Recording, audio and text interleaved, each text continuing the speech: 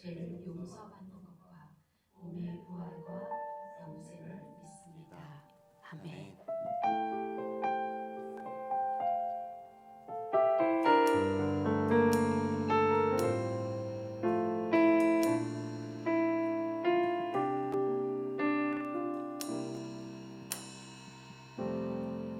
모든 것 알 순 없어도 나 당신을 알고 있어요.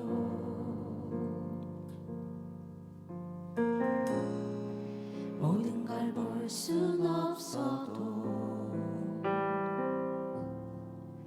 나 당신을 볼 수 있어요.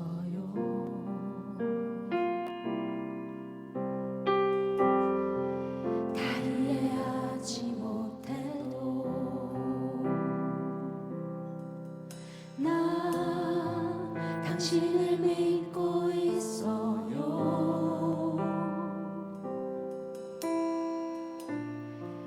무엇 하나 할 수 없는 나 당신만 보고 있어요.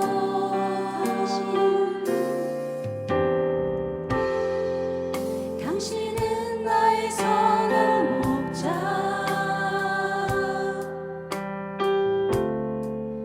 당신은 내 유일한 사랑,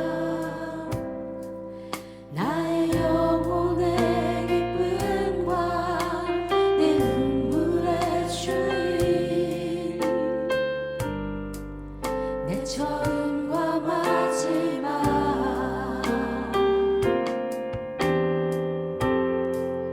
당신은 나의 빛과 구원,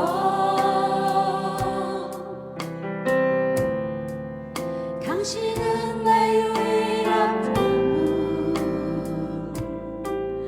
나의 옥합을 깃들여 예수 사랑합니다.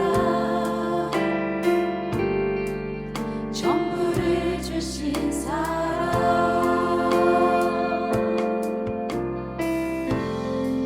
모든 걸 알 순 없어도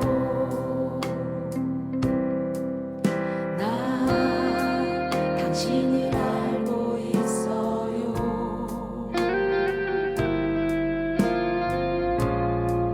모든 걸 볼 순 없어도 나 당신을 볼 수 있어요.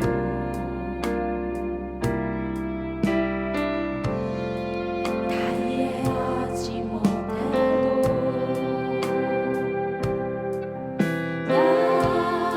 당신을 믿고 있어요.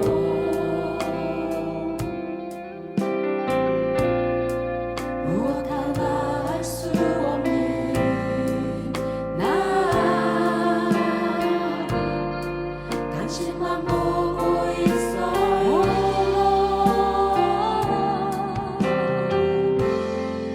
모든 걸 알 순 없어도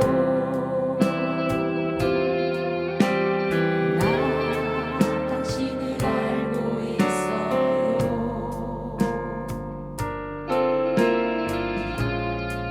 모든 걸 볼 순 없어도 나 당신을 볼 수 있어요.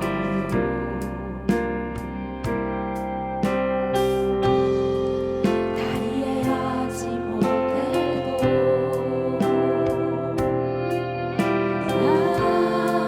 당신을 믿고 있어요.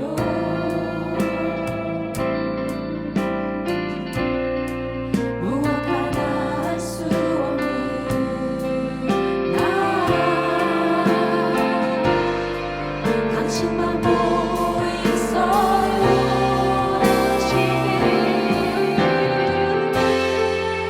당신은 나의 선한 목자. 당신은 내 유일한 사랑, 나의 영혼의 기쁨과 내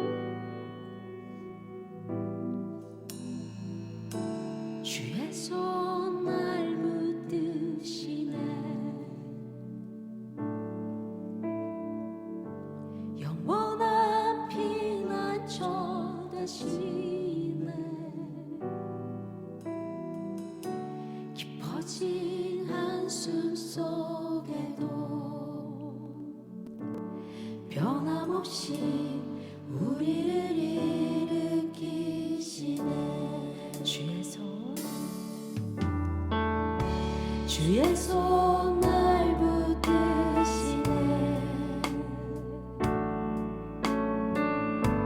영원한 피난처 되시네 깊어진 한숨 속에도 변함없이 우리를 일으키시네 주의 아버지 주의 아버지 그 신발로 날 덮으시네 주는 날 붙들고 변함없이 우리를 일으킨 주의 아버지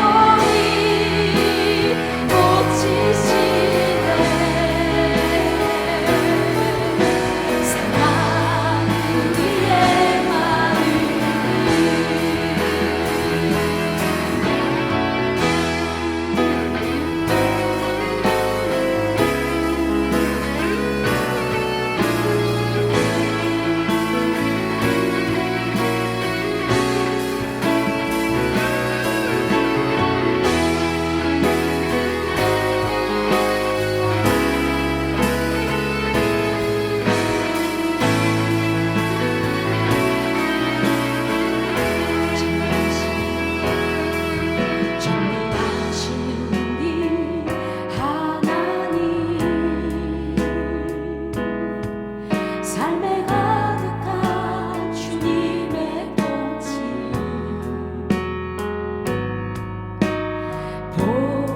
보호하시고 지켜주시네 복 주시고 인도하시네 살아계신 우리 하나님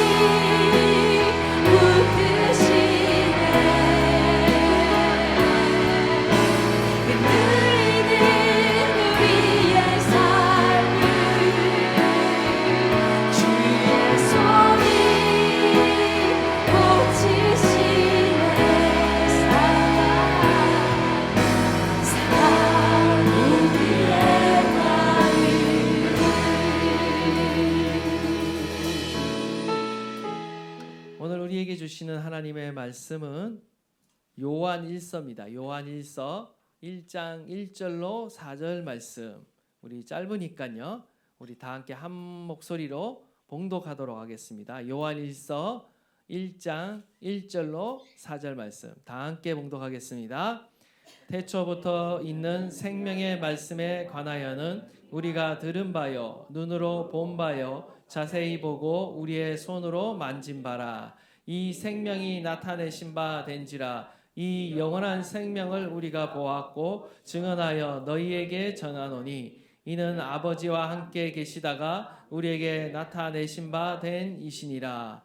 우리가 보고 들은 바를 너희에게도 전함은 너희로 우리와 사귐이 있게 하려 함이니 우리의 사귐은 아버지와 그의 아들 예수 그리스도와 더불어 누림이라. 우리가 이것을 쓰면 우리의 기쁨이 충만하게 하려 함이라. 아멘. 예, 요한 1서는 사도 요한에 의해서 쓰여졌습니다.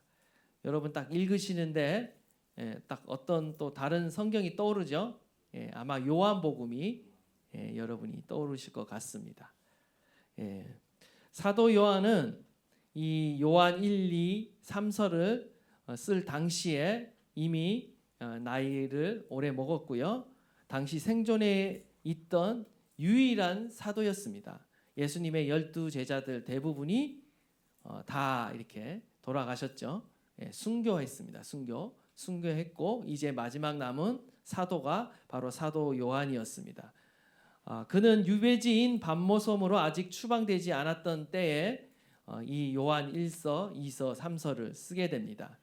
그리스도를 직접 목도한 증인으로서 나의 자녀들아 라고 부르는 다음 세대들의 성도들, 신자들을 위해서 이 서신을 썼습니다. 쓴 목적은 다른 것이 아니라 바로 예수 그리스도에 대한 믿음을 굳건하게 붙들고 확신을 가지도록 이 서신을 썼습니다. 그 당시 사도 요한의 이 편지를 받아보는 교회의 문제는 무엇이었는가? 바로 거짓 교사들의 문제가 있었다라는 것입니다. 거짓 교사들이 교회에 들어와서 그리스도의 성육신을 부정하고 있었다라는 것입니다. 예수님이 육체로 이 땅 가운데 오셨다. 하나님의 아들이 이 땅 가운데 육체를 입고 인간의 몸을 입고 이 땅에 오셨다라는 사실을 부인하는 자들이 생겨나기 시작했습니다. 이에 요한은 편지를 통해서 예수 그리스도가 참 하나님이자 참 인간인 것을 분명하게 증거하고자 이 요한 서신들을 쓰게 되는 거죠. 예수 그리스도에 대한 분명한 그림을 제시함으로써 그들 안에 있는 의심을 몰아내고 분명한 확신을 주기 위해서 이 서신을 썼다라는 것입니다. 우리 1절과 2절 말씀인데요. 우리 다시 한번 한 목소리로 한번 크게 읽도록 하겠습니다. 시작.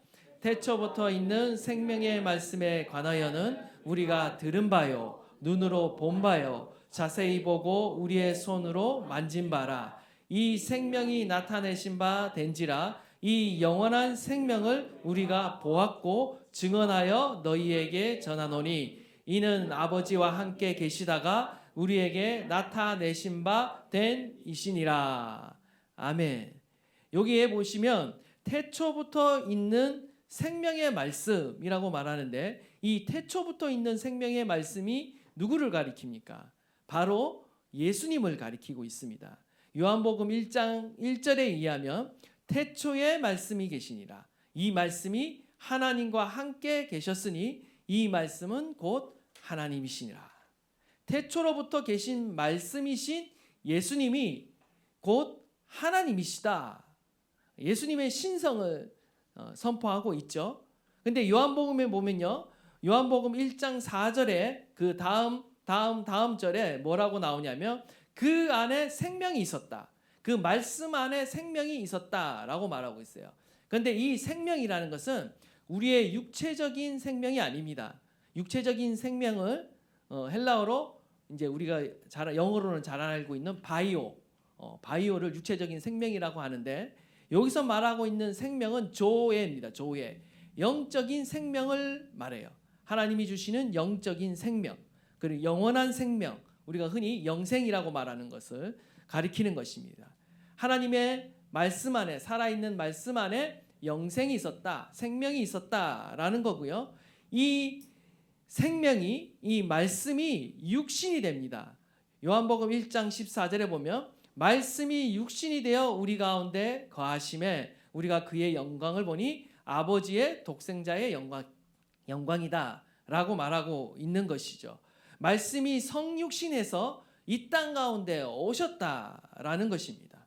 오늘 본문 2절에도 아버지와 함께 계시다가 우리에게 나타나신 바가 되었다라고 이렇게 표현하고 있습니다. 여러분, 역사 속으로 들어오신 예수님은 육체를 입은 하나님이십니다. 이 편지의 저자 사도 요한이 직접 보고 듣고 만진 하나님이었어요. 요한은 예수님과 함께 걸었고 예수님과 함께 직접 대화를 나눴으며 예수님이 사람들을 고치시고 기적을 행하시는 것을 직접 목도했던 사람입니다. 나아가 십자가에 달려 죽으시고 부활 승천하시는 것까지 다 목도한 사람이 바로 이 사도 요한이었다라는 거죠. 사도 요한이 이제 마지막 증인으로 남아 있고 이제 성도들은 지금 이 편지를 전에 듣고 읽고 또 함께 봉독하는 그 성도들, 소아시아의 성도들, 특히 에베소에 사는 그 성도들은요, 그들 중 대다수가 예수님을 직접 육체적으로 눈으로 보지 못했던 자들이었어요. 그렇다 보니까 어떻게 됩니까? 시간이 지나고 어떤 이단들이 나타나서 예수님은 육체로 오신 분이 아니다라고 증거했을 때 그들은 혹해서 넘어가는 것입니다. 그러나 사도 요한은 분명히 자신이 눈으로 목도하고 손으로 만지바대고 그의 음성을 듣고 함께 먹고 살았던 그 예수님을 증거하면서 우리가 믿는 예수님은 하나님의 아들이시자 하나님이시자 동시에 사람이다, 참 인간이자 참 하나님이다 라는 이 진리를 분명하게 선포하고 있는 것입니다. 역사 속으로 들어오신 그 예수님은 바로 육체를 입은 하나님이셨습니다. 우리가 이것을 어떤 과학적으로 논리적으로는 증명할 수 없으나 분명히 그가 경험한 그 예수 그리스도를 사도 요한은 담대하게 지금 선포하며 증거하고 있다라는 것이죠. 본 서신은요, AD 90에서 95년경에 기록된 것으로 봅니다. 이때는요, 예수님께서 승천한 지 약 60여 년이 흘렀던 시점이었습니다. 다른 사도들은 다 죽었고 오직 요한만이 살아남았어요. 이때 기독교에 대한 로마 정부의 박해가 굉장히 거세게 일어나고 있었습니다. 그리고 교회는 아주 큰 위기 가운데 지금 빠져 있었어요. 그런데 교회의 진정한 위기는요, 이런 외부적인 박해가 아니라 내부로부터 찾아오기 시작했습니다. 교회 내부에 이단 사상이 침투하기 시작했고요. 당시 대표적인 이단이 바로 영지주의가 발현하고 있었을 때였습니다. 이 영주주의란 무엇인가? 바로 이 헬레니즘 사상을 근간으로 하고 있는 이원론과 범신론적 우주관이 이 순수 기독교 신앙과 이 혼합돼서 만들어낸 사상이에요. 뭐 말이 좀 어렵죠. 우리가 좀 잘 이해가 안 될 것입니다. 왜냐하면 우리가 헬레니즘 시대에 살았던 사람들이 아닌데 그 시대에 살았던 사람들은 일반적으로 어떤 세계관을 갖고 있냐면 이원론적 세계관을 갖고 있어요. 그것은 뭐냐면 물질은 악하고 정신은 선하다라는 이런 기본 개념을 갖고 있었습니다.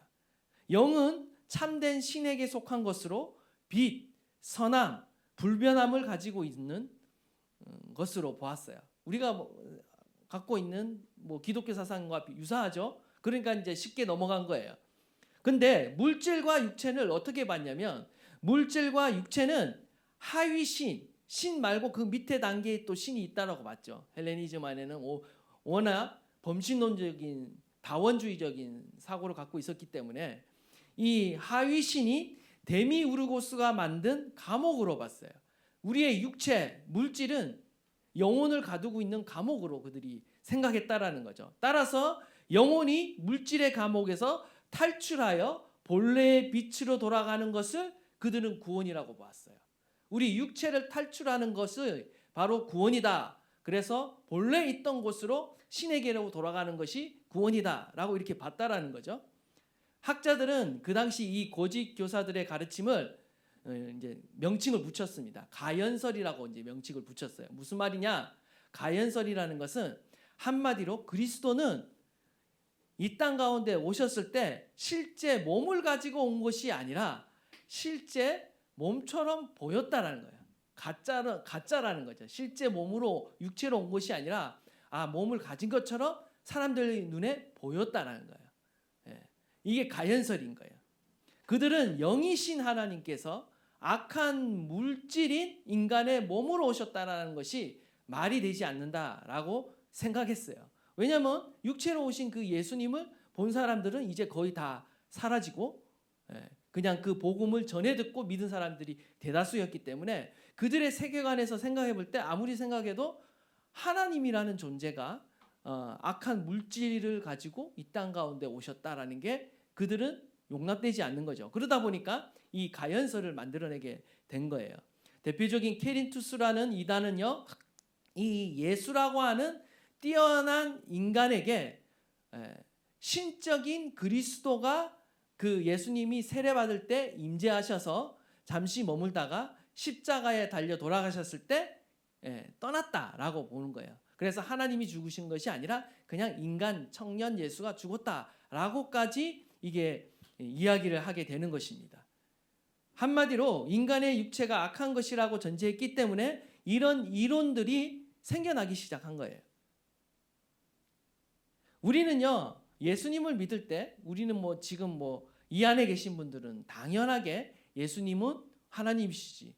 그리고 참 인간으로 이 땅에 오셨지라고 우리는 당연하게 믿지만 세상 사람들을 여러분이 만나고 예수님을 증거하면 곧바로 반론을 제기하고 우리에게 막 이렇게 토론하고 논쟁하는 것이 뭐냐면 예수님이 성인으로 이 땅 가운데 오시고 착하고 선한 일을 했다는 거, 사랑을 베푸셨다는 걸 인정하지만 예수님이 어떻게 하나님이 되냐?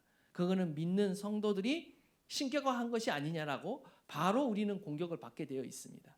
오늘날에는 우리가 예수님이 하나님이라는 사실을 사람들이 믿지 않는다라면 과거에는 예수님이 인간이 아니다라는 그런 생각을 가지고 있었다라는 거죠. 두 가지 그런 이단들이 다 있었습니다. 예수님을 두고 한쪽에서는 인간이 아니다, 한쪽에서는 사람이 아니다라는 두 종류의 이단이 존재했다라는 거예요. 오늘날에도요, 이단은 대다수 어디에서 발생하냐면요, 예수님이 누구이신가에 대해서 여러 가지 다 성경이 아닌 다른 의견을 내놓는 사람들이 결국 이단이 되는 것입니다. 예수님은 성경 말씀 그대로 우리가 믿어야 하는 거예요. 하나님이자 인간이신 예수님. 우리는 그분을 믿을 때 영생을 얻고 구원을 얻게 되는 것입니다.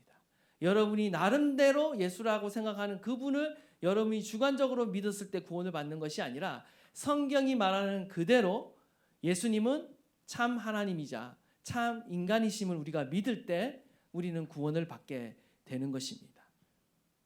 우리가 믿는 예수는 어떤 전설이나 신화에 등장하는 가공된 인물을 믿는 것이 아닙니다. 이 땅에 실제적으로 인간으로 오신 역사적인 실체가 있는 분을 저와 여러분을 믿고 있는 겁니다. 그분은 참 인간이자 참 하나님으로 오신 분입니다. 이분을 믿을 때 영생을 얻고 구원을 받게 되는 것이고요. 오늘도 우리가 이 예수님을 믿을 때 우리는 육체로 오신 그 예수님을 만나지는 못하지만 영적으로는요, 성령으로 우리 가운데 오시는 그 예수님을 우리는 만나게 되고 경험하게 되는 거예요. 오늘도 예수님은요, 우리의 삶의 실제가 되십니다. 그 실제를 우리가 만지고 보고 목도하게 되는 거예요. 육체적으로 보고 만나는 것이 아니라 영적으로, 내적으로 우리는 그 주님을 보고 만나고 경험하게 되는 것입니다. 오늘도 예수 그리스도는 살아서 저와 여러분을 찾아오시는 줄 믿습니다. 그분은 자신을 나타내십니다. 과거에도 나타내셨고 오늘도 믿는 저와 여러분의 삶 안에 그분의 임재를 나타내시고 그분의 살아계심을 나타내셔요. 그래서 우리를 돕고 계시고 지금도 인도하시고 구체적인 그 삶의 자리에서 저와 여러분을 친절하게 인도하고 계신다라는 것입니다. 우리가 이것을 하나님의 섭리라고 말하죠. 결코 우연이 아니라 하나님의 개입이고 하나님의 은혜인 것입니다. 하나님의 주권이고 하나님의 간섭인 거예요. 이것이 바로 저와 여러분의 삶 가운데 있다라는 것입니다. 하나님이 살아계시기에 오늘도 성령의 내적 증거를 통해 우리는 예수님을 영적으로 접촉하고 보고 듣고 만진 것과 같은 그 경험을 오늘도 우리는 하면서 살아갈 수 있다라는 것입니다.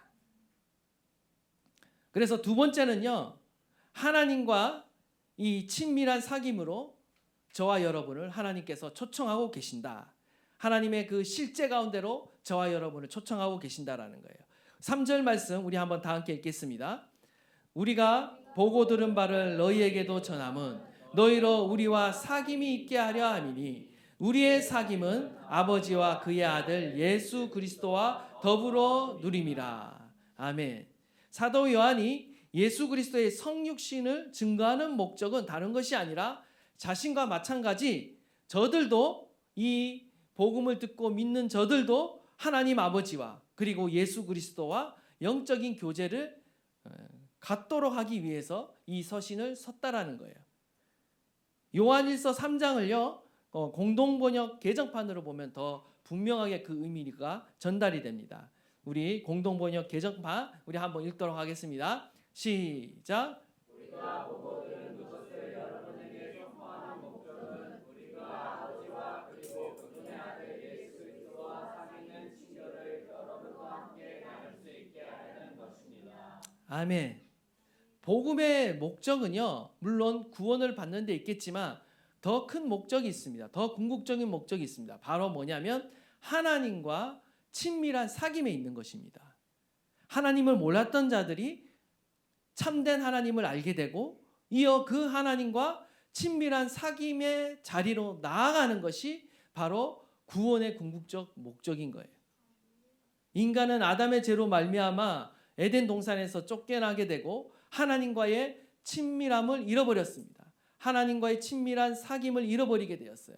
그러나 그리스도 안에서 얻은 우리의 새로운 생명을 통해 인간은 다시 하나님과 친밀한 교제를 회복하게 되었어요. 하나님은요, 저와 여러분을 하나님과의 친밀한 교제 가운데로 초청하고 계시는 것입니다. 따라서 저와 여러분은 언제 어디서나 하나님 앞에 자유롭게 나아갈 수 있고 또한 적극적으로 그분과 교제해야 하는 것입니다.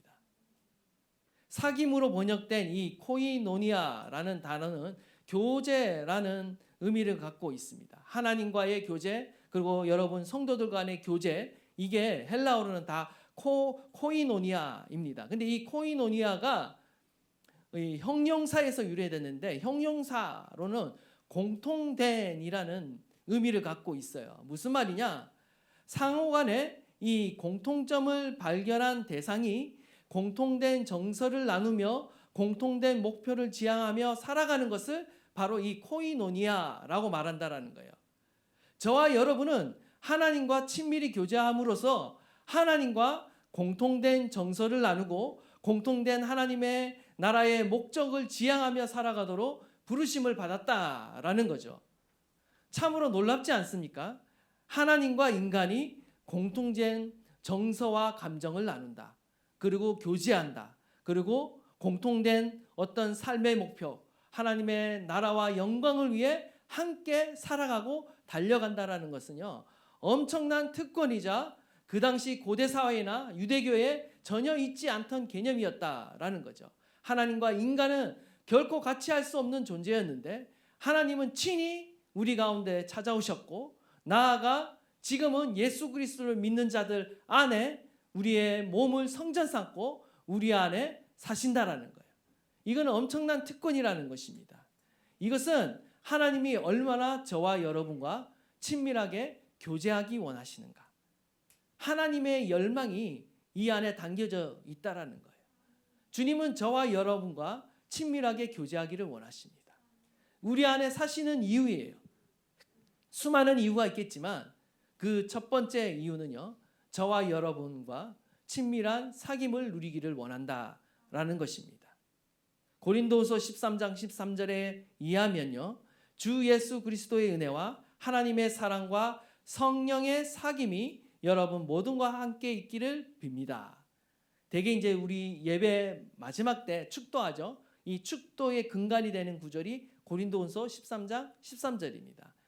뭐 대개 뭐 기도 여러 가지 약간씩 변형해서 기도하기도 하는데 성령의 교통하심 뭐 이런 얘기를 주로 많이 하죠. 성령의 교통하심이라니까 말이 되게 어렵고 딱딱하게 들리는데 바로 성령의 사귐을 말하는 것입니다. 공동 번역을 보면 주 예수 그리스도의 은총과 하나님의 사랑과 성령께서 이루어 주시는 친교를 여러분 모두가 누리시기를 빕니다. 라고 하면서 이게 축복 기도를 하는 거예요. 중요한 것이 뭡니까? 이 하나님과의 그 친밀함은 성령께서 이루어주는 역사라는 것입니다. 성령을 통해서 저와 여러분이 하나님과의 그 친밀한 사귐을 경험할 수 있다라는 거예요. 하나님께서 이 일을 이루신다라는 거죠. 이 놀라운 진리를 우리가 알고 있지만 우리는 이 진리를요 아직도 제대로 깨닫지 못하고 있고 제대로 누리지 못하고 있는 것 같습니다. 하나님이 우리 안에 사신다. 그런데 여러분, 하나님이 우리 안에 사신다라는 게 굉장히 놀라운 진리임에도 불구하고 우리는요 이 진리를 아직도 제대로 깨닫지 못하고 있습니다. 하나님이 우리 안에 사시는데 왜 아무 일도 안 일어나지? 혹시 이런 생각을 해보신 적이 없습니까? 그 주님이 왜 가깝게 느껴지지 않지? 왜 그 주님과 친밀한 사귐을 경험하지 못하고 있는 것일까? 여러분 의아해하면서 궁금해 본 적이 계십니까, 여러분? 하나님과의 그 친밀함을 여러분이 궁금해하며 왜 더 깊은 주님과의 사귐을 내가 누리지 못할까? 중요한 것은요, 우리가 이러한 진리를 알고도 정작 우리에게 영원한 생명을 주시고 또한 친밀한 교제를 허락하신 그 주님에게 우리가 얼마나 많은 시간을 보내고 있는가, 드리고 있는가 스스로 자문해 볼 필요가 있습니다. 이것은 단순한 질문이 아니에요. 이것은요, 우리의 신앙이 살아있는지 아니면 죽어있는지를 드러내는 질문인 거예요. 우리는 하나님과 매일 교제하기 원한다, 매일 주님과 동행한다, 이런 말들을 잘 사용하고 또한 그렇게 하기 원한다라는 말을 잘 표현합니다. 그럼에도 불구하고 그 길은 쉽지 않다라는 것을 우리가 발견하게 되죠. 이것은 그냥 우리가 일주일에 한 번 교회에 나가는 것으로 해결되지가 않는 거예요. 그거와는 전혀 다른 차원의 이야기예요. 친밀함은요, 그냥 우리가 일주일에 한 번 주님 앞에 나와서 예배한다, 이런 차원이 아니에요. 우리는 왜 주님과 교제하는 것을 어려워할까요? 그리고 우리는 왜 하나님과의 이 관계, 친밀함을 누리는 이 관계를 의무처럼 느낄까요? 무겁게 느끼고 힘들게 느낄까요? 독일의 신학자 디트리트 보네퍼가 그의 책 나를 따르라에서 이런 말을 했습니다. 값싼 은혜는 교회의 치명적인 적이다. 값진 은혜는 복음이며 끝없이 찾아야 할 보배다. 이런 말을 했어요. 값진 은혜라고 이 표현을 사용했는데 그가 말하는 값진 은혜란 바로 하나님과의 관계에서 우리의 시간과 마음과 온 삶을 드리는 것을 의미했습니다. 반대로 값싼 은혜는 뭐냐? 값싼 은혜는 제자도가 없는 은혜, 십자가가 없는 은혜, 살아계신 예수 그리스도가 없는 은혜를 가리켜 값싼 은혜라고 했다라는 거예요. 무슨 말이냐? 하나님과 친밀하게 교제할 수 있게 된 것은 우리가 은혜로 우리 가운데 주어진 거죠. 이것은 엄청난 특권입니다. 그런데 이거는 값싼 은혜가 아니에요. 그냥 시시한 은혜가 아니에요. 값진 은혜라는 거예요. 하나님의 은혜로 주어졌지만 그냥 가볍게 쉽게 저절로 이루어지는 게 아니에요. 너무나 값진 은혜이기 때문에 이것을 제대로 누리기 위해서는 기꺼이 그에 상응하는 대가를 지불할 각오가 되어 있어야 돼요.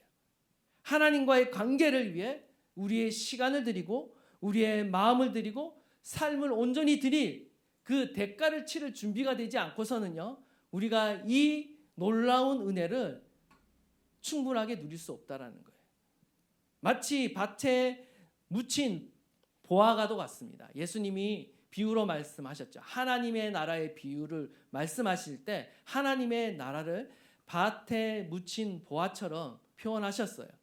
보화를 얻기 위해 어떻게 합니까? 그 보화를 발견한 사람이 그 밭을, 소작인이겠죠. 남의 밭에서 이렇게 소작하던 어떤 농부가 밭을 갈다가 보화를 발견했어요. 근데 그 보화를 너무 값진 보화인 거죠. 그래서 그 보화를 차지하기 위해서 어떻게 합니까? 이거 발견했다는 걸 들키면 안 되잖아요. 그래서 그 밭을 자기의 전 재산을 들여서 통째로 사버리는 거예요. 그리고 아무도 없을 때 그 보화를 캐내는 거죠. 근데 하나님의 나라가 이와 같다는 거예요. 하나님의 나라에서 가장 값진 보화는 바로 하나님과의 친밀함인 것입니다. 이 하나님의 친밀함이라는 이 보화를 캐내기 위해서는요, 큰 대가가 필요한 것입니다. 마치 땅을 통째로 살 정도로 우리가 희생을 치르고 값을 치르고 수고롭지만 그 땅을 파는 그런 수고로움이 우리 가운데 있어야 된다는 거예요. 그런 대가 지불도 없이 그냥 그것도 공짜로 우리가 친밀함을 누린다? 물론 어떤 의미로서는 공짜로 우리에게 주신 거죠. 그러나 그것을 누리는 자들은요, 어떤 자들이 누리느냐, 기꺼이 그 가치를 알고 대가를 치르는 자들이 그 친밀함을 누린다라는 것입니다.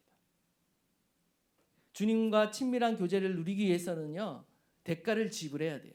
관계를 위해 마음을 들이고 시간을 들이고 보화를 캐는 그 시간과 수고가 필요한 것입니다.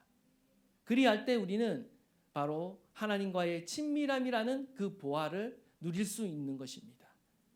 사실 우리가 하나님과 멀어지고 하나님의 어떤 친밀함을 잘 느끼지 못하는 가장 큰 이유 중 사람들에게 여러 가지 이유들을 물어보면 바쁘다는 핑계를 가장 많이 대는 것 같습니다. 우리가 그분과 함께하는 그런 시간을 내기에 너무 일상생활이 바쁘다는 거죠. 근데 사실 이거는 핑계일 수가 있습니다. 왜냐하면 우리는 사실 하나님과 함께하는 시간보다 더 즐거운 무언가를 찾았기 때문에 하나님을 찾지 않는 거예요. 더 중요하게 생각하는 무언가가 있기 때문에 하나님을 찾지 않는 거예요. 예를 들면 스마트폰이 더 재미있고 드라마가 더 흥미롭고 친구들과의 수다가 더 즐겁기 때문에 우리는 하나님을 찾지 않는 거예요. 하나님의 임재가 주는, 하나님의 그 친밀함이 주는 그 기쁨을 우리는 아직도 누려보지 못했어요. 그러다 보니 세상이 주는 그 기쁨이 더 크게 보이고 더 즉흥적이고 더 빨리 경험할 수 있기 때문에 요즘 이 소셜 네트워크를 보시면 SNS냐 뭐든 그 자극적인 콘텐츠가 인기가 있죠. 이제는 20분도 시청을 안 한다고 그래요. 그래서 3분 내외, 5분 내외로 짧은 릴스나 쇼츠, 사람들이 그걸 보기 시작하죠. 즉각적인 보상을 바라요. 즉각적인 어떤 도파민이 일어나고 어떤 기쁨이 되는 그런 자극적인 것을 즐기기를 원하지, 많은 시간을 들이고 노력을 들여서 정말 놀라운 그 기쁨, 하나님이 주시는 그 친밀함의 기쁨을 누리고자 아무도 그 시간을 쓰지 않는다라는 거죠. 여기에 우리의 약점이 있는 것입니다. 여기에 우리가 하나님의 친밀함을 누리지 못하는 이유가 있는 거예요. 하나님과의 그 친밀한 사귐을 누리지 못하는 것은 하나님의 문제가 아니라 바로 우리의 마음의 문제라는 거죠. 우리의 마음이 이미 다른 곳을 향해 가고 있기 때문에 그렇습니다. 우리 안에 주님이 계시지만 우리의 마음은 항상 다른 곳을 바라보고 있기 때문에 그렇습니다. 하나님과의 친밀한 사람으로서 구약의 대표적인 인물이 있죠. 누구입니까? 바로 다윗입니다. 친밀하면 여러 사람이 있겠지만 저는 다윗이 가장 좋은 것 같아요. 다윗이 하나님을 찾기 시작하는 것이요, 처음에는 살기 위해서였습니다. 우리가 한마디로 말해서 고난과 시련이 올 때 하나님 저 좀 구해주세요, 이러한 심령으로 하나님을 찾았습니다. 그러나 그 다윗이 위대한 점은 뭐냐면 처음에는 그렇게 찾았을지 몰라도 나중에는요, 하나님 그 자체가 자신의 기쁨이 된다는 사실을 그가 깨달았어요. 그래서 그는 하나님 자신을 찾았어요. 어떤 하나님이 주시는 어떤 축복, 보호, 구원도 필요했겠지만 그것보다 더욱더 필요했던 것은 하나님 자신이었어요. 시편 63편 1절을 보면 하나님이여 주는 나의 하나님이시라. 내가 간절히 주를 찾되 물이 없어 마르고 황폐한 땅에서 내 영혼이 주를 갈망하며 내 육체가 주를 앙망하나이다. 다윗은 마치 하나님을 갈증나듯이 찾고 있습니다. 목마른 사람이 물을 갈망하듯이 하나님을 갈망하며 찾았다라는 거죠.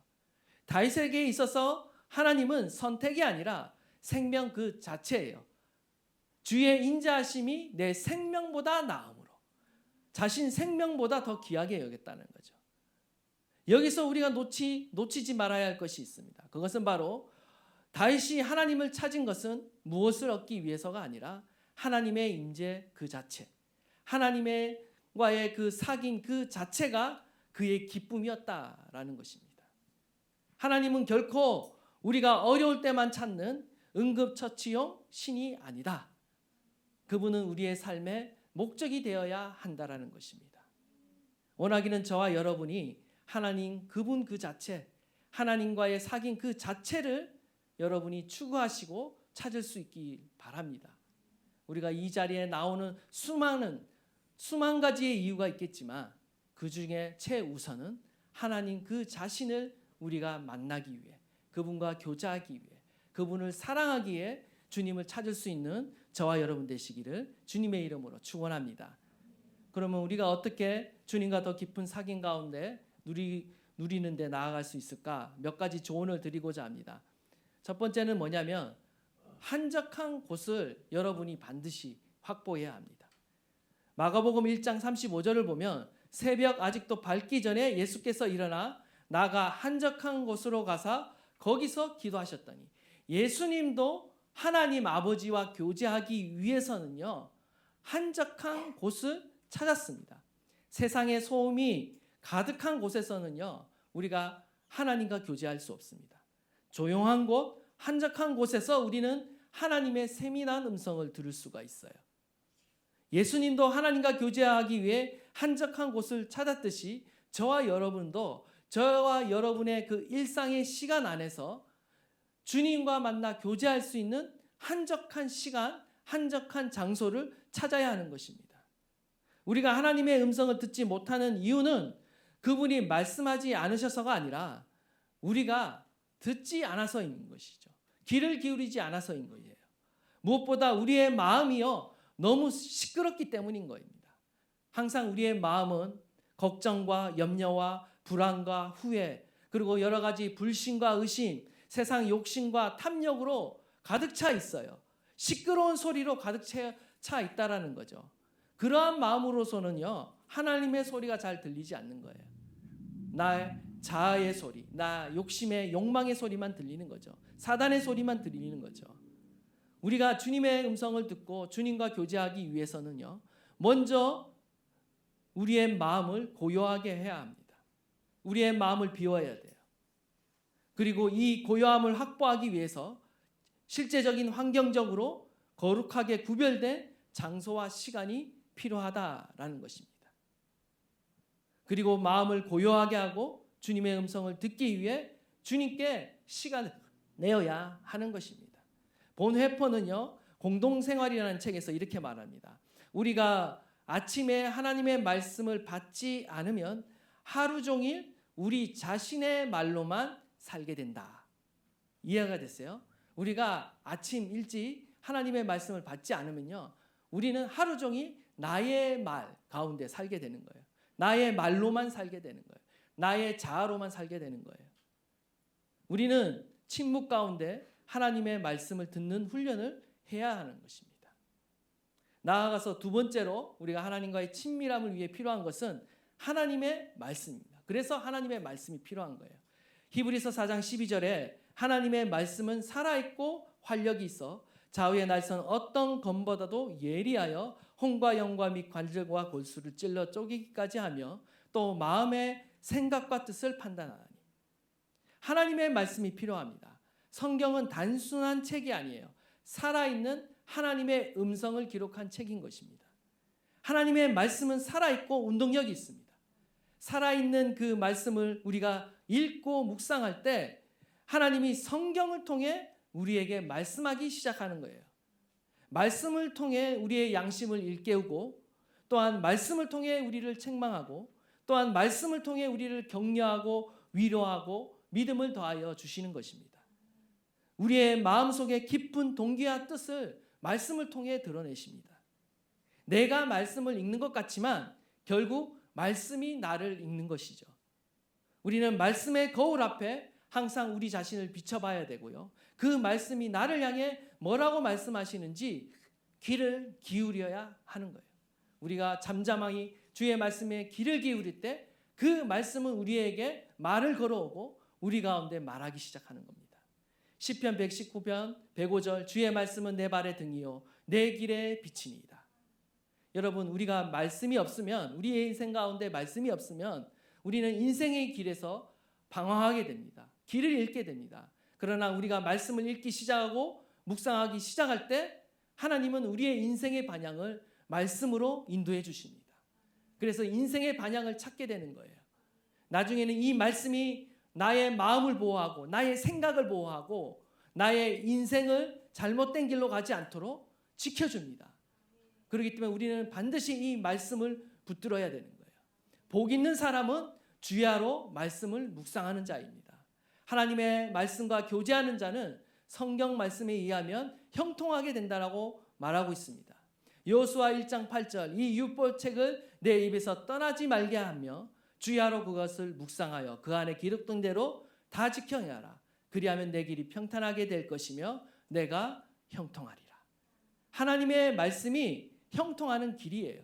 그렇기 때문에 여러분, 하나님의 말씀을 새해에는 더욱 귀히 여기시고 그냥 읽는 것이 아니라, 그냥 묵상하는 것이 아니라 살아계신 주님과 내가 교제한다. 그분의 음성을 듣고 내가 그분의 말씀을 따르리라 라는 그 각오를 가지고 이 말씀을 더 부지런히 묵상하시는 저와 여러분 되시기 바랍니다. 세 번째는 기도예요. 당연히 하나님과 친밀히 교제하기 위해서는 기도가 필요합니다.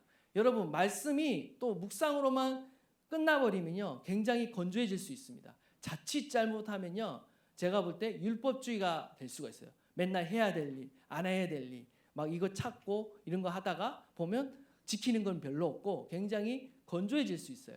그래서 필요한 게 뭐냐면 묵상 이후에 반드시 기도가 필요한 것입니다. 그것을 가지고 묵상한 내용을 가지고 하나님 앞에 나가서 기도하는 것이죠. 데살로니가 전서 5장 17절 쉬지 말고 기도하라고 했습니다. 간단하지만 굉장히 강력한 명령이에요. 친밀함을 위해서는요 쉬지 말고 계속 기도하는 것이 너무나 중요합니다. 주님 안에 자주 머물고 많이 머문 사람이요 결국은 주님과 더 친밀해지는 것입니다. 친밀한 사귐은 결국 하나님과 내가 얼마나 개인적인 시간을 얼마나 많이 보냈는가에 달려 있는 거예요. 기도는 하나님과의 대화입니다. 대화라는 것은 쌍방의 의사소통이죠. 내가 그냥 일반적으로 하나님께 막 일방적으로 떠들고 그냥 끝내고 일어나는 것이 아니라 반대로 하나님이 나에게 말씀하실 때까지 또 기다리고 듣는 것이 포함되는 것입니다. 내 할 말만 떠들고 일어서는 것이 아니라 잠시라도 우리는 주님이 나에게 대해서 뭐라고 말씀하시는지, 내가 기도한 것에 대해서 하나님은 어떻게 생각하시는지, 주님은 무엇을 원하시는지 우리는 듣는 시간을 가져야 하는 것이죠. 그리고 특별히 계속해서 기도하라는 것은요 우리가 막 하루 종일 그냥 무릎 꿇고 있으라는 뜻이 아닙니다. 이것은요 우리의 마음이 항상 하나님을 향해 교제하는 마음으로 열려 있으라라는 거예요. 주님과 교제하는 삶은요 처음에는 정해진 시간과 정해진 장소에서 기도하는 것으로 시작합니다. 그러나 그것은요 점점 확장되고 더 발전하게 되어 있어요. 바로 일상생활 속에서도 주님과 교제하는 것으로 발전하게 되어 있습니다. 우리는 걸으면서도 주님과 교제하고, 일하면서도 주님과 교제하고, 쉬면서도 주님과 대화하는 것이 필요합니다. 일상 속에서 기쁜 일이 있을 때도 주님과 교제하고, 힘들고 어려운 일이 있을 때도 주님께 도움을 구하면서 주님과 교제하고, 또 무언가를 결정을 내려야 할 때에도 주님께 지혜를 구하면서 주님과 교제하는 것입니다. 중요한 것은 내가 주님과 교제하고 있다라는 것이 중요해요. 우리는 범사에 기도해야 하는 것입니다. 20세기의 치유 사역자로 잘 알려지지 이 캐서린 쿨만이라는 여사가 있는데 성령님과 동행하는 삶의 비결로서 무엇을 말하고 있냐면요. 성령님을 단순한 힘이 아니라 인격적인 친구로 대해야 한다라고 그 비결을 말하고 있어요. 그러면서 뭐라고 이야기하냐면 예배 때만 아니라 부엌에서 출근길에서 우리는 모든 일상에서 모든 순간에 성령님과 대화하고 동행하는 법을 배워야 한다. 그리할 때 우리는 친밀하게 성령과 동행하게 된다라고 이렇게 말하고 있습니다. 이와 유사한 얘기를요. 또 누가 얘기하냐면 로렌스 형제라고 하나님의 인재 연습이라는 책을 쓴 사람이 있습니다. 굉장히 얇은 책이고 쉽게 읽을 수 있는 책이에요. 그 책을 보면요. 그는 수도원에서 온갖 허드렛 일을 하던 사람이에요. 한마디로 뭐 청소 같은 거 하고 또 부엌에서 밥을 짓고 하던 그런 사람이었어요.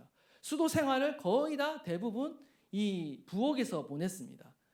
그는요. 그곳 가운데서 하나님의 인재를 경험하기 위해 수많은 고난의 시간을 보냈고요. 특별히 매일 삶 속에서 하나님의 인재를 연습하는 훈련을 했어요. 연습하고 계속 연습한 결과 그가 발견한 것은 뭐냐면 하나님은 어디에 쓰든지 하나님을 발견하고 그 하나님과 교제할 수 있다라는 것을 직접 체험하게 되었습니다. 부엌에서 허드렛 일을 하든지 낡고 낡은 신발들을 수선하든지 골방에서 기도하든지 그는 상관이 없었습니다. 그는 하나님과 동행하는 법을 배웠어요. 심지어 부엌에서 쌀을 안치고 일을 하다가 갑자기 하나님의 인재가 찾아왔어요. 그래서 그 순간 하나님 앞에 엎드려 경배하며 하나님을 찬양했습니다. 그리고 이어서 계속해서 또 밥을 짓고 또 하나님께 영광을 돌리면서 그 일을 통해 하나님을 예배했어요. 무슨 일을 하는지는 중요하지 않았어요. 그가 나중에 가면 뭐라고 말하냐면 무슨 일을 하는지는 중요하지 않다. 모든 일을 하나님을 사랑하는 마음으로 수행할 수 있다면 그리고 무슨 일을 맡든지 하나님을 위해 할 수 있다면 그 일을 통해 우리는 하나님을 사랑하고 하나님을 경배할 수 있다라는 거예요. 그 어떠한 상황 속에서도 하나님과 친밀한 교제를 누릴 수 있다라는 거죠. 원하기는 저와 여러분이 그냥 단순히 일주일에 한 번 주님 앞에서 예배하는 것으로 만족하는 인생이 아니라 우리의 일생 가운데서도 주님과 교제하고 그 주님의 친밀함을 누릴 수 있는 저와 여러분 되시기를 간절히 바랍니다. 하나님께서 저와 여러분을 친밀한 교제 가운데로 초청하고 계세요. 마지막 네 번째는요. 전적인 항복과 순종입니다. 사도행전 5장 32절을 보면 우리는 이 일의 증인이요 하나님이 자기에게 순종하는 사람들에게 주신 성령도 그러하니라. 하나님께서는요. 자기에게 순종하는 자에게 성령을 주신다라고 지금 밝히고 있습니다.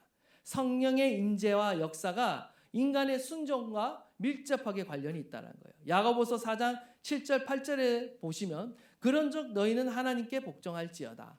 그리고 8절에 보면 하나님을 가까이 하라. 그러하면 너희를 가까이 하시리라. 하나님께 복종하는 것이 하나님을 가까이 하는 것, 친밀함의 전제 조건이라는 것을 거듭 강조하고 있는 것이죠. 우리의 삶에 왜 하나님의 그 친밀함을 우리가 충만하게 경험하지 못하는가? 성령님이 우리 안에 계시지만 그 능력이 나타나지 않는 이유에 대해서 캐서린 쿨만은 뭐라고 말하냐면 성령님이 부재하신 것이 아니라 우리가 그분께 온전히 자신을 내어드리지 못했기 때문이다 라고 말하고 있습니다. 성령님은 강요하지 않는 분이에요.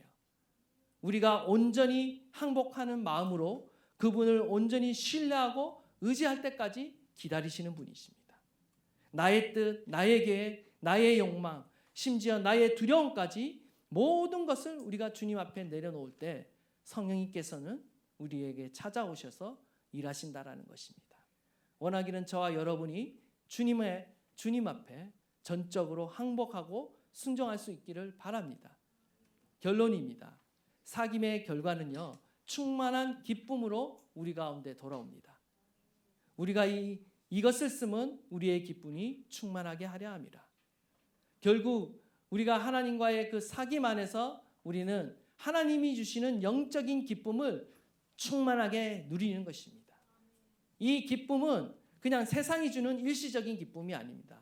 어떤 육체적인 쾌락이 아닙니다. 하나님과의 사귐을 통해 우리가 누리게 되는 영적인 기쁨, 영원한 기쁨인 것이죠. 원하기는 저와 여러분이 이 영원한 기쁨을 누리며 살아갈 수 있기를 간절히 바랍니다. 오늘도 살아계신 그 주님을 우리가 가까이 함으로 그 임재를 경험하고 그 친밀한 하나님과의 사귐을 날마다 누리며 경험하며 살아가시는 저와 여러분 되시기를 간절히 축원합니다. 아멘.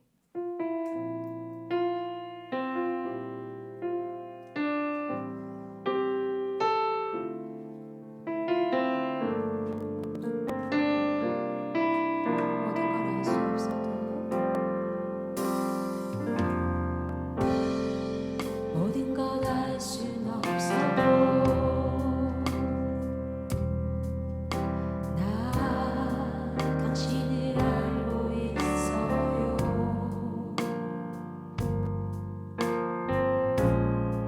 모든 걸 볼 순 없어도 나 당신을 볼 수 있어요.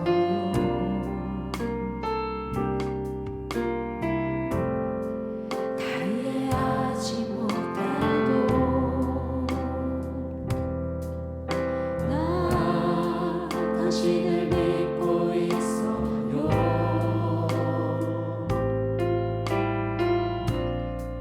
무엇 하나 할 수 없는 나 당신만 보고 있어요.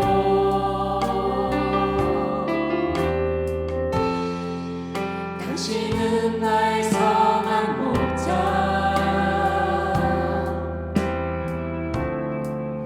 당신은 내 유일한 자랑,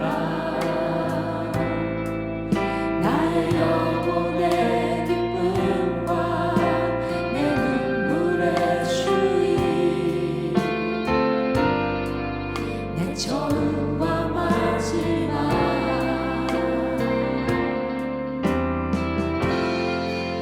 당신은 나의 빛과 구원,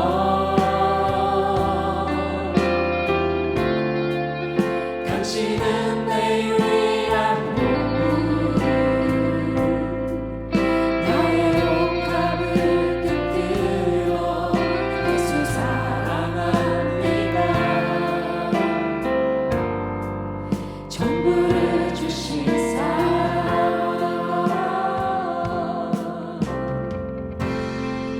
모든 걸 알 순 없어도 나 당신을 알고 있어요.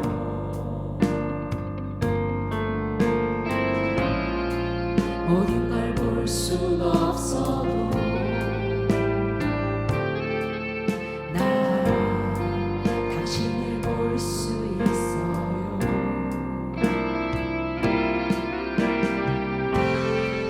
다 이해하지 못해도 나 당신을 믿고 있어요.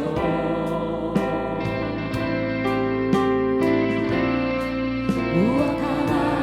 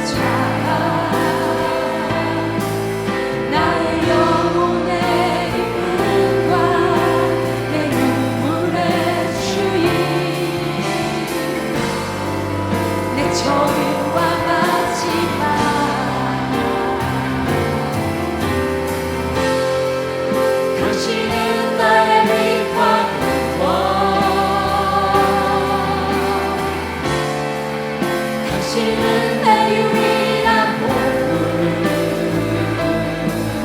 나의 영감을 드려 예수 사랑합니다.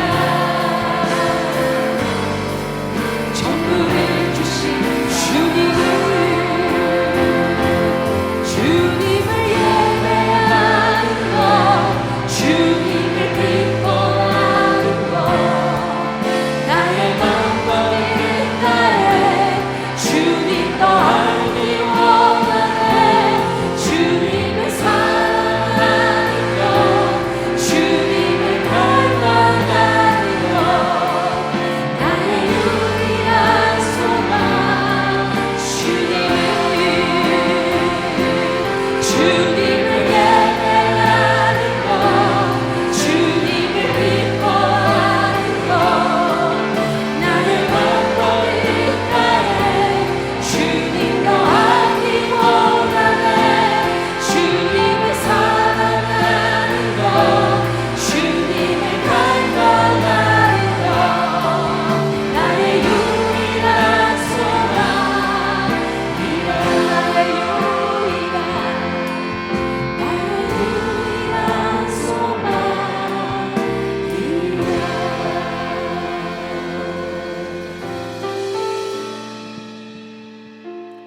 그렇습니다. 하나님과의 친밀함은 하나님께서 우리에게 주실 수 있는 가장 귀한 보물인 것입니다. 이것을 얻기 위해 여러분 대가를 지불하셔야 됩니다. 우리의 시간을 드리고 우리의 마음을 드리고 우리의 또한 주님 앞에 전적인 헌신과 복종이 있어야 하는 것입니다. 이러한 것들을 드릴 때에 하나님께서는 우리에게 하나님의 그 친밀함을 나타내시고 하나님의 영광과 구원을 우리 가운데 보이실 것입니다. 하나님, 세상의 그 어떤 것보다 주님과의 그 친밀함을 빼앗기지 않게 하여 주십시오. 주님과의 그 친밀한 사귐의 자리로 하나님 나아가게 하여 주십시오. 우리의 연약한 육체를 일으켜 세우고 게으른 우리의 의지를 다시 하나님 결단하며 나아갈 때 주님 우리 가운데 하나님의 허락하신 그 놀라운 영적인 기쁨을 회복시켜 주시옵소서. 우리 다 함께 한번 주여 부르짖고 통성으로 기도하도록 하겠습니다. 주여, 예 주님, 그렇습니다. 세상 그 무엇보다도 하나님과의 그 친밀한 교제를 최우선에 세우는 자들이 되게 하여 주시옵소서.